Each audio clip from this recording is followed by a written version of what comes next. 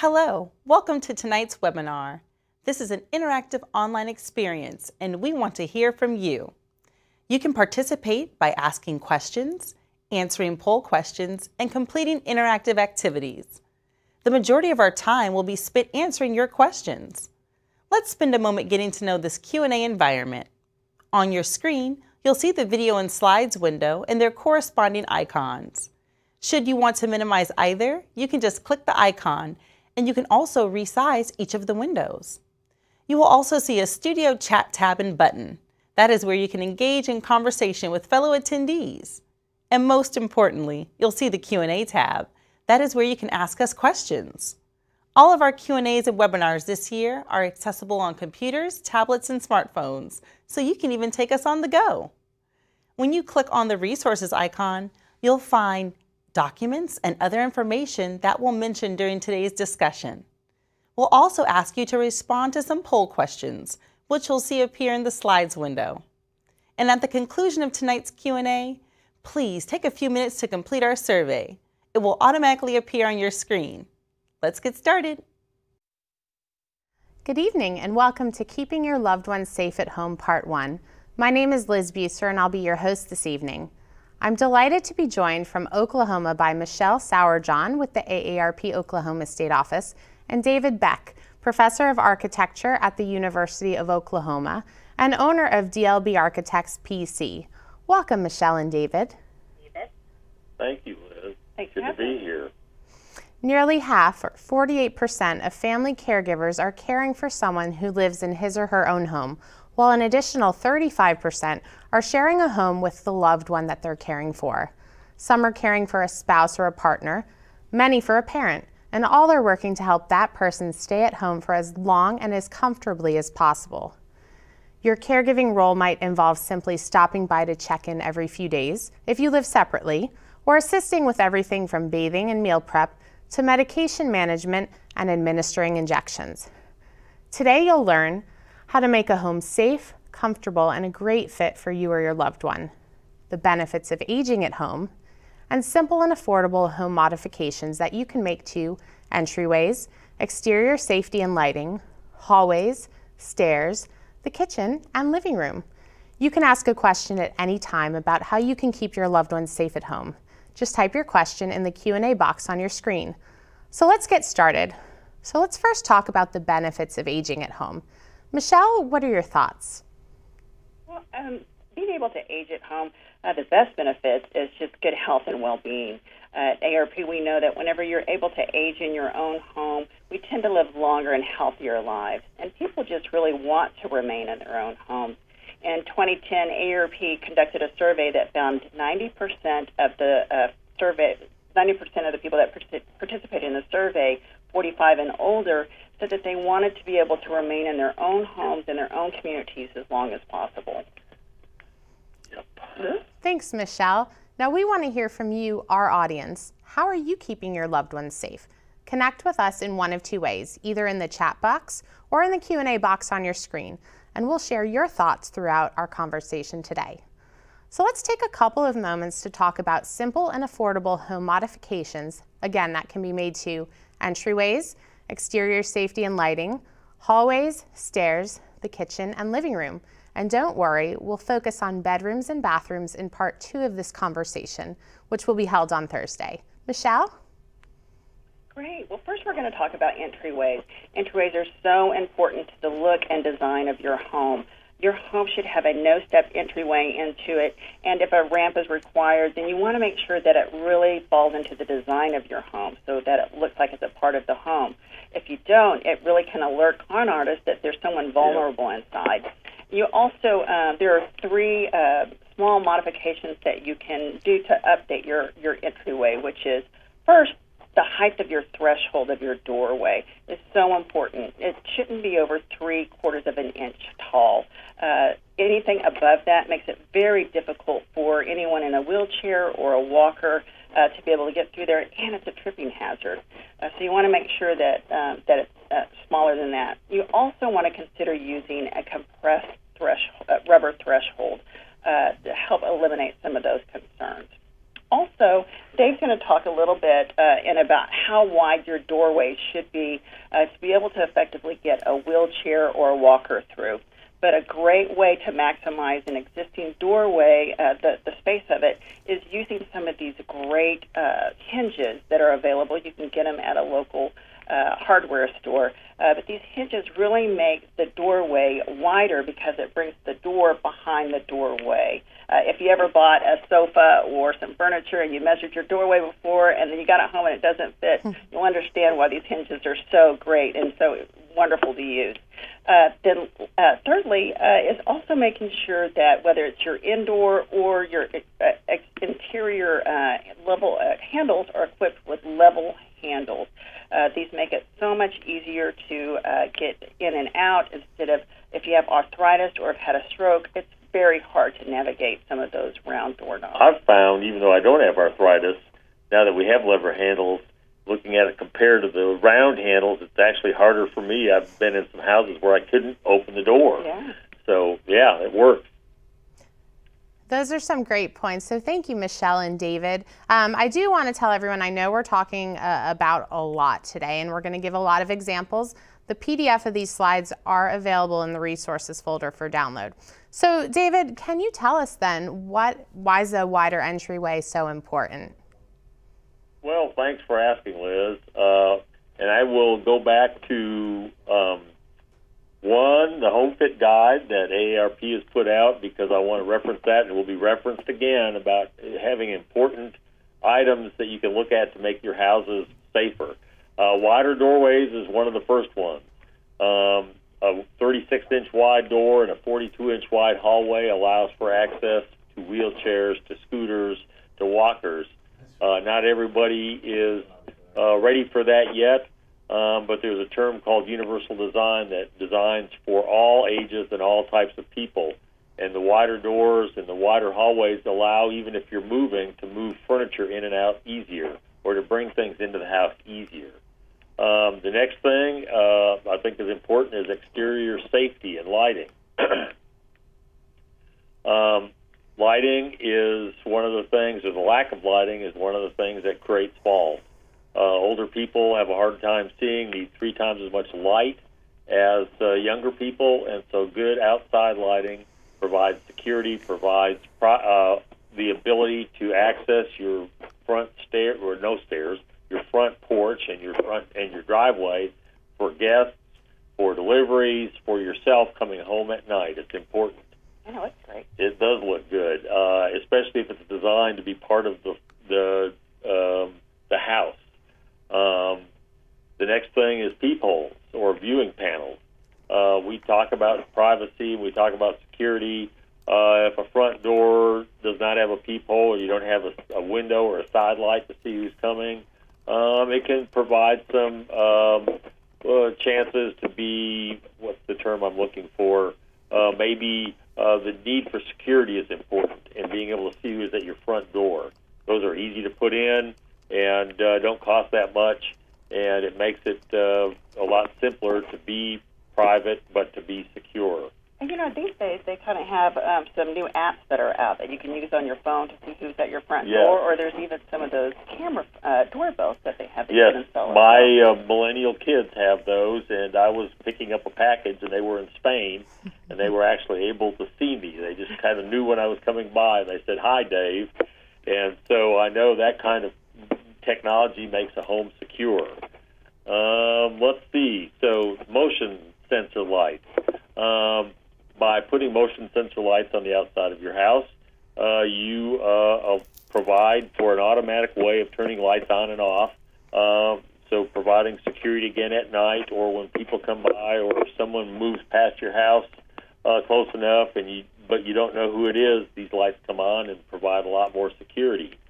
So the last thing I think of on the outside of the house is your address. We don't think about this much, but if especially when you're older, and the need for maybe having medical groups, fire, safety, people to come for whatever need, by having your address well lit, they can find you in a matter of minutes or in a lot quicker than if you normally had your lights off at night. So that's what brings motion detectors and address together. Seconds matters in an emergency. Yes, second does matter. Let's go inside of the kitchen, which is my favorite room because I'm not much of a cook, but I do like to eat. And so, but there's so many things that you can do to your house to make it more accessible while you're cooking, while you're preparing food, while you're standing around. People just like to be in the kitchen. Variable height countertops is the first thing I think about. Most counters, bar counters, are 42 inches, which require bar stools. Kitchen cabinets are 36 inches height. But if you're designing for accessibility, you want countertops that are 36 or 34 inches height, tall, so that people that are in chairs that need to sit down while they're cooking can sit and prepare food as well as cook. If your grandkids are there, in my case, I've got a 3-year-old grandkid that she likes to help out in the kitchen, and by having lower countertops, you can let her participate. Lever faucets, just like lever handles. You talked about the lever handles as being easily accessed for doors. It's the same for water. Water faucets, showers. By having that lever handle, if you have arthritis, it's easier to manage the water that you're using to cook or to bathe. And if you're a germaphobe, it helps out as well. That's right. You can use your elbow to turn it on. Task lighting, like I said earlier, older people need 3 times as much light to do things and see things. And so by having task lighting in the kitchen as well as other places, it gives you the light to do things properly and safely. One thing that a lot of people don't think about, I think one of the videos that we saw earlier, which were really good, I might add, they showed some D-shaped pulls and how to do some easy access to them, because when your hands are crippled with arthritis, which I don't have yet, the D-shaped pull actually allows your hand and fingers to open doors and drawers a lot easier than with a knob pull. Microwave ovens are used a lot. I know we use it a lot in our kitchen, and it's actually under the counter, and it's hard to get to because I have to go down and look at it. But if it's on the countertop, if you provide a countertop microwave, then it's easier to use while you're sitting or standing. And that would help prevent burns. That's right. Side-by-side refrigerators. If you've ever had the upper freezer or the lower freezer, you know you're always looking to see things. But if you have a side-by-side refrigerator, it's easy to reach in and see what you're trying to get out to cook. And so that's important. I think the last thing I'll talk about inside the kitchen is stove controls. You talked about the possibility of getting burned when you're reaching into the microwave. Well, with an oven and a cooktop, if you're sitting and cooking, you don't want to reach across to open a microwave door or to turn on your stove if one of your burners is already on, because you could get burned. So you need to look at either front control or side control stoves. Let me see, what else? Well, 2-story houses. I think I've talked about the fact that we built a 1-story house that's accessible because we lived in a 2-story house that had steps, and it was hard to access after I'd had a couple knee surgeries. I'm fully ambulatory now, but at the time I couldn't get up to the bathroom to take a shower for a couple weeks just because I was doing physical therapy. So stairs are important, but also are they not only an important access to a second floor, but they're also a spot for concern because of potential of slipping and falling. So you want to have stairs that have railings on both sides. You want to have surfaces that are non-slip, just like they talked about in the video about the bathrooms. Non-slip surfaces on stairs are important. And then finally, the living room. That's where we hang out, we watch TV, but we also trip over our dog toys and what our granddaughter leaves in the floor. So we need to look at the concern of creating spaces that are accessible for people in wheelchairs, for people that don't walk as sure as they used to, or walk with the help of a cane. So make sure your furniture and the kind of flooring that you have allow for your mobility. I think that's, for right now, I think that's a lot of stuff. That is a lot, but thank you, Michelle and David, for those tips. As somebody with arthritis and my husband has a bad knee, we definitely will find those very helpful. So we're going to spend the remainder of our time answering your questions, and you can ask a question at any time. Just type it in the Q&A box on your screen. So before we dive into questions, we had asked you, the audience, how you're keeping your loved ones safe. So I wanted to get to a few of your comments. So let's see. Donna says she's making everything reachable, has nonstick flooring, plenty of space, but is able to grab or lean onto furniture. So I think she's making some good progress. Bonnie says that she monitors her loved one via Find My iPhone, so that's helpful too. So let's get into some of the questions, and feel free to continue sharing your comments. So our first question is from Monica. Monica wants to know, is it better for my mom to live with me and my family, or for her to live in an assisted living facility or nursing home? Michelle, I'm going to toss that to you. Great. Monica, I think it's such a great question and conversation that you need to have directly with your mom, and then also her healthcare provider. And that's kind of a conversation that may be hard to have. But at AARP, we have a great book called Prepare to Care, and it's a wonderful brochure to kind of help you start that conversation with her and help you prepare. Also pull together a care team, because you can't go it alone. It is also chock full of wonderful resources and organizations that will help you in your caregiving journey, as well as a great workbook in the back that's really going to help you think about things that you need to think about: medications, doctors, what you need to do to the home maintenance to be able to make sure that you're ready to prepare to care for her. Well, Michelle, I will say that's an important item to have, because I've got numerous friends that are taking care of their parents, and it came up very suddenly, and they're very frustrated. So having a guide like that to kind of get them to ask those questions and think about the way they can process this is really important. And I appreciate AARP for putting that out. It's a great piece of brochure. Well, I'm glad you had Prepare to Care handy, because we actually have a link to Prepare to Care, which is aarp.org/prepare to care, available in the resources folder for download. And again, in a few minutes, we'll talk more about the other free resources that are there. So let's get to our next question. It's from Luke. Luke wants to know, what types of home changes are low cost or free? Money's an issue for me. David? I'll take that one. Thank you. I just happen to have right here the Home Fit No Cost, Low Cost Ideas by AARP, which is also a great brochure to share with people, because it looks at things like smoke detectors, which are fairly inexpensive, and actually the fire department will come and put those in many people's homes. Toggle rocker-style switches instead of regular light switches. If you're having trouble to move, you can buy them. They're fairly inexpensive, less than $35. For less than $75, you can go in and do lever handles or lever and adjustable shower heads, and then also do lever-handled faucets, peepholes, and professional, what is this, motion detector lighting, which I think are all important.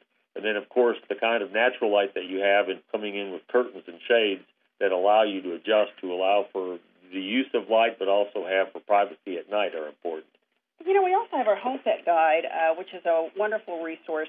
And then in that Home Fit Guide, we have information on some DIY type of things that you can do yourself, as well as it makes you also look at things that you will need to have a contractor for, as well as kind of, some questions that you can also have for your contractor. Yeah, it's a great guide. I've used it and handed it out to a lot of people, so I appreciate what they put together. So the link to that is aarp.org/homefit, and that's where you can download it. So I have a follow-up question actually to that. I believe it's from Peggy. Peggy wanted to know if there's financial assistance available to make some of those modifications. Is that information that can be found in HomeFit or elsewhere? You can actually talk with a certified aging in place specialist. They're often going to kind of know some of these ins and outs, but there is some financial assistance out there that's available. You can sometimes call your city or your county. They'll have some funds. Now, those are put into type of forgivable loans, and a lot of people think, well, I don't want a loan, but they are forgivable. They're generally for people that are for 65 and over, and they can use those funds to make home modifications. And then after 5 years, those are forgiven. And Kendra has got a lot of experience with this, who's going to be speaking Thursday, so I'm sure she'll bring up some of her experience with using those kind of funds available through cities. Some of it's federal, some of it's local. But anyway, that'll be part of the conversation, I think, on Thursday. And you can also look at some of our community partners, such as Rebuilding Together. They can come in and help out with putting in ramps or widening doorways. And then also, if you're a veteran, check out what the Veterans Affairs. Yes, they have some good programs. Great answers. So let's look at another question from Nicolette. My mom wants to stay in her house, but it isn't feasible. How can I tell her we can't abide by her wishes? Michelle, do you have any tips for that? I'm sorry. What's the question? So Nicolette says her mom wants to stay in her house, but it's just not feasible. So how can she talk to her mom and tell her this probably isn't the best option? Well, again, it's going back to that conversation with her, mom, and then also the healthcare professional. Getting an occupational therapist in can also help facilitate that conversation. I think having another healthcare profession there to be able to assist with those decisions and that conversation is so important. Well, and I'm going to say right here, that would be a whole nother webinar. Because that is a big issue, and I come across that in my practice as an architect doing aging in place housing, and that's a really tough question. That's not easy to answer, but that's what aging in place is all about: is to help seniors feel like they're connected, because isolation is the number one fear among seniors that I've talked to, and so that's a good conversation starter for another program. You brought that up. Two resources I want to recommend people can go to are aarp.org/caregiving and aarp.org/learnit50+. And there you'll find some tips that I think will be helpful. Here is a great question, if I can find it, from Deborah. What about people who do not own homes and live in an apartment, but they can't make certain structural changes like doors? What advice do you have for those folks? I'm so sorry, we lost our feed for a second. Could you repeat that question? Okay, can you hear me now? Perfect. So there was a question about what you can do if you live in an apartment building and you are unable to make some of those physical changes to your apartment. I think if you live in an apartment and you live on a second floor, of course you want to see if you can get to the ground floor. I think that's so important.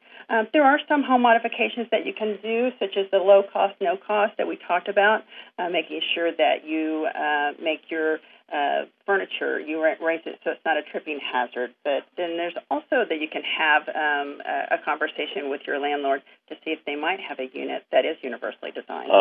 Pam's foster mom was in a retirement community where they made those changes because that was they were a federally funded senior living project. Not all apartments were accessible, but they did come in and make them accessible upon request. Part of that has to do whether they're federally funded or not, because federal funding requires a certain amount of accessibility, and hopefully, like you said, the landlord would want you to stay there and rent. Again, if you're on the second floor, it's another issue. If there's no elevator, what you do with those stairs, hopefully you can move downstairs. But and I think that if just having that conversation with your landlord, as you saw with some of these pictures, the changes that are made to these homes make them so much more attractive that I don't think that those landlords would, have an issue if you just had the conversation, let them know what you're wanting to do. And I say one of the things that I've been working on for the last year is to get all housing to be built to be accessible, universally designed, because so many people that come to me for changes, modifications to their house, bought a house that's only a year or two old, but it's got 2-foot doorways and it doesn't have bathrooms that are accessible. So with the attitude of creating accessible housing throughout a community is a way that you could make sure that apartment buildings or individual houses are accessible. And so that's one of the things I'm working on in Norman.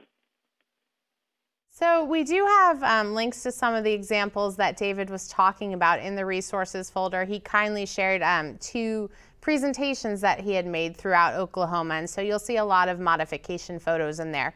So I encourage you to check that out.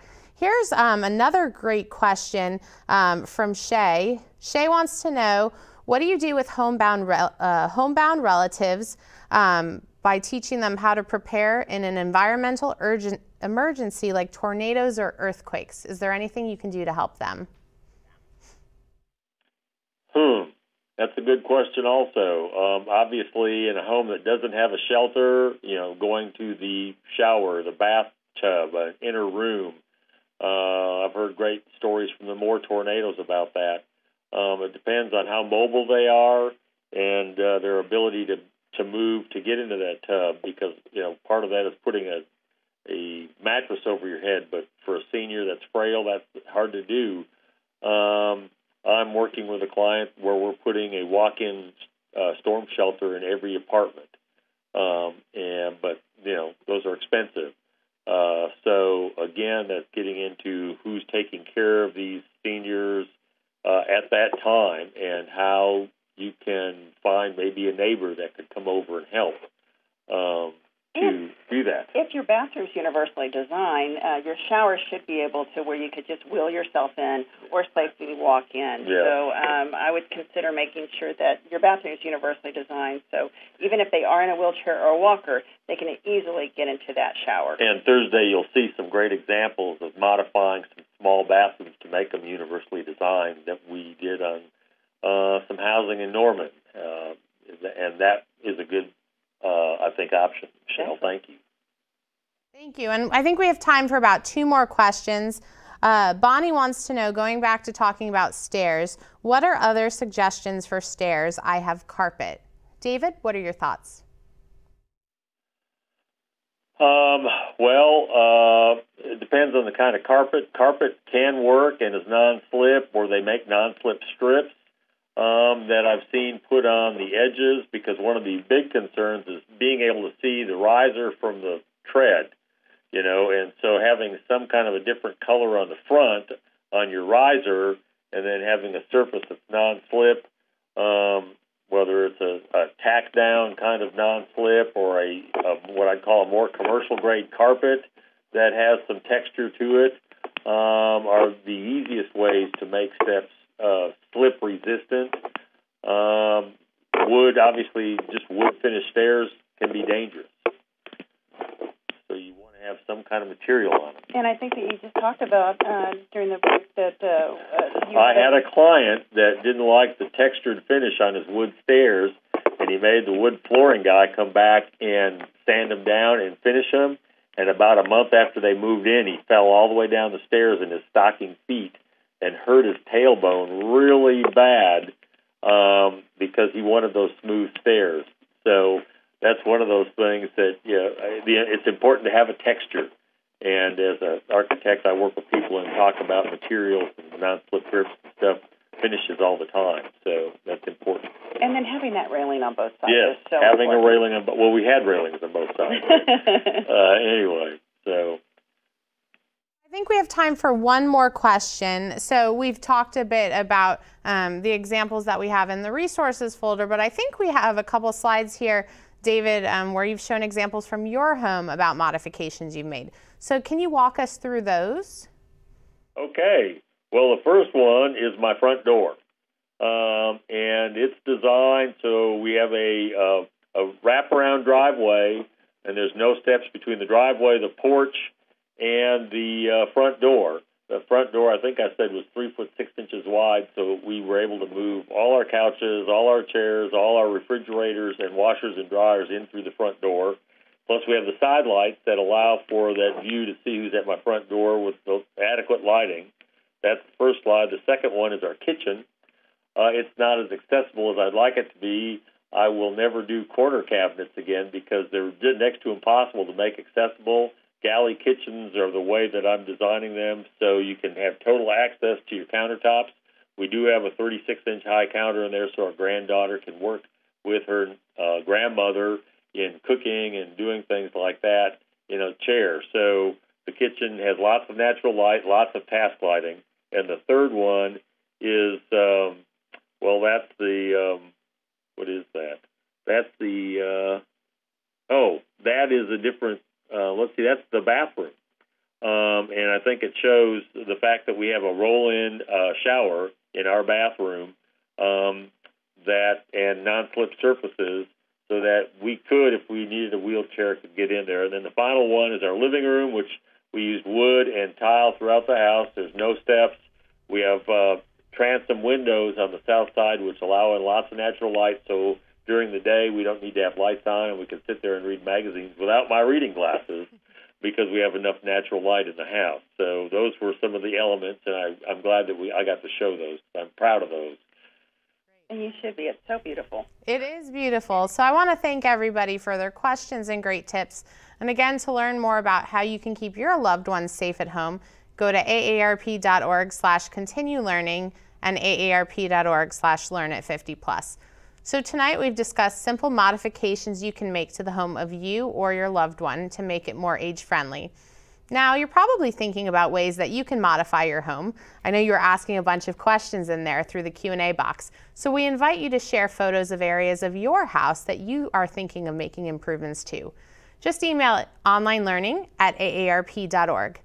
Please make sure you don't include any personal information, such as anything with your full name and address, in the photo. We'll take a couple of these photos, such as the one on the screen, and during part 2 of our conversation on Thursday, Michelle and Kendra Orcutt, also an occupational therapist, will provide suggestions on simple and affordable modifications you can make to that living space. So we are out of time this evening. Again, let's take a look at some of the additional free resources that we've talked about today. On your screen, you'll see links to AARP's Home Fit Guide, which is at aarp.org/homefit, Prepare to Care, which is aarp.org/prepare to care, AARP's Livable Communities website, which is aarp.org/livable, as well as links to AARP's Family Caregiving and Learn It 50+ websites. You'll also find a link to an Aging in Place article that's featuring David and Kendra, so you'll get some more great tips there. Michelle and David, I want to thank you both so much for being here this evening. I want to thank our audience as well. Do you have any final tips to share? I would just like to say, make sure you go to AARP and get your Home Fit Guide. This is such a wonderful guide that will help you go room by room and assess every room that you have in your house for safety and making sure that it's universally designed for all ages and all abilities. Well, I would recommend wherever you are to find architects and contractors that are certified aging in place specialists. AARP and the AIA, which is the American Institute of Architects, the American Society of Interior Designers, and plus the occupational therapists support and run the program that allows these people to get certified. Kendra and I both went through the program. That's how we met, and I think it's important those people can help you work through the planning process, the home modification process. Great. Thank you both. And as a reminder, everybody can access all of the links, including the link to tonight's on-demand version of the session, as well as the registration page for Thursdays. Just click on the resources icon. There you'll also find links to interactive videos and other helpful tips and tools to help you keep your loved ones safe at home. Please take a few minutes to complete our survey. It will automatically appear on your screen in just a moment. And don't forget to learn more about how you can keep your loved ones safe. Go to aarp.org/continuelearning and aarp.org/learnit50+. We hope you'll join us Thursday for part 2 of this conversation, where we'll continue to answer your questions and discuss how you can find in-home care and manage healthcare needs, technology to help caregivers as their loved ones age in place, plus simple and affordable modifications that you can make to bedrooms and bathrooms. And of course, we'll share some of the photos that you send us as well. Again, thank you, Michelle and David, for joining us today. Thank you, everybody, and have a great evening.